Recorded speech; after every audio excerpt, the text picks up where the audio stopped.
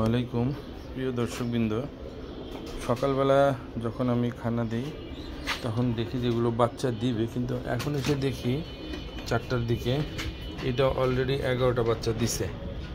একটা বাচ্চা মারা গেছে আর 10টা আছে। আলহামদুলিল্লাহ, খুব ভালো লাগলো, খুব সুন্দর এটা। আর এটা আরেকটা বাচ্চা দিছে, আরেকটা এটা দিতেছে অলরেডি 5টা বাচ্চা দিছে। আরও কয়টা দেয় বোঝা যাচ্ছে না, দেখা যাক। এটা পিটা মুছে দিয়ে আজকের ডেট বসাই দিব। আজকের ডেট হচ্ছে মার্কেটটা করে রাখলাম, আজকে হচ্ছে 19 তারিখ।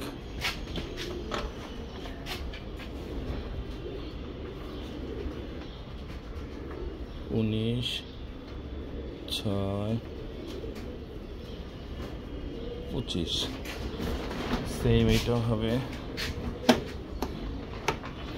সেম।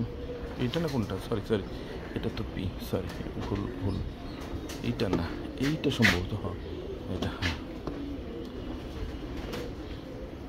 19/6/25।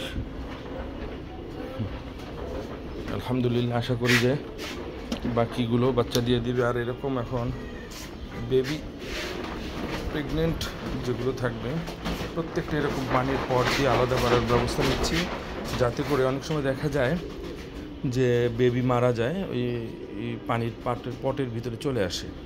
তো এই জন্য এটা আমি চিন্তা করলাম যে এটা বাইরে দিতে হবে পানির পটটা, নাহলে আমার বেশ কিছু বাচ্চা মারা গেছে।